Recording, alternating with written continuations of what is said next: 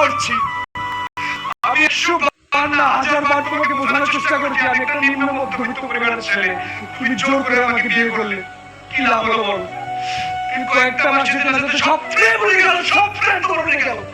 ইমাদের মতো লম্পট দুশ্চরিত্র ছেলের টাকা দেখে তুমি তার ভালোবাসলে। আমি তোমাকে কতবার বোঝানোর চেষ্টা করলাম এটা আসল ভালোবাসা নয়।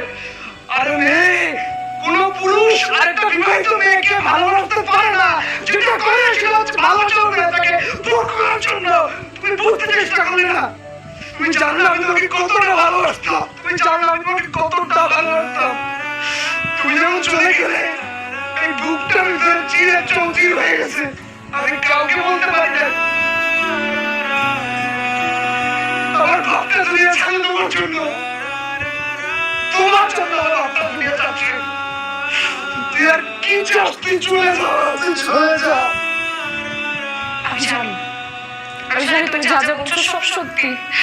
একটা বিবাহিত মেয়েকে কোনো পুরুষ ভালোবাসে না। অন্য পুরুষরা শুধু ভোগ করতে চায়, শুধু লোভ আর ভালোবাসা দেখিয়ে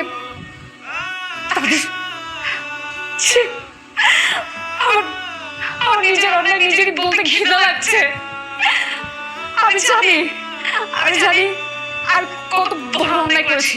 আমি এখন বুঝতে পারছি আমি কত জঘন্যতম অন্যায় করেছি। বিশ্বাস করো, আমি বুঝতে পারছি আমি ভুল করেছি। আমাকে শেষ আরেকটা সুযোগ দাও। আমি হাত জোড় করছি, প্লিজ আমাকে শেষ আরেকটা সুযোগ দাও। বাস বাস বাস বাস, আর অভিনয় করিস না, আর অভিনয় করিস না। আমি তোর পায়ে তোদের চাপে আমার বলা ছাড়া কোনো গতি নেই। আর আমি শোন তোর একটা কথা বলি, খাঁচার পাখি আর তোর মতো দুশ্চরিত্র লোভী মেয়েরা কোনোদিনও কারো গতিতে আটকে রাখতে পারে না। তোদের জন্য একমাত্র সমাধান হচ্ছে পাখির মতো তোদেরকে মুক্ত করে দিতে হবে। তুই চলে যা, তুই যা। আমি নিতে পারতেছি না তোর পায়ে ধরতে। যা, তোকে আমি মুক্ত করে দিলাম। চলে যা, মুক্ত করে দিলাম। প্লিজ দরজাটা খোলো।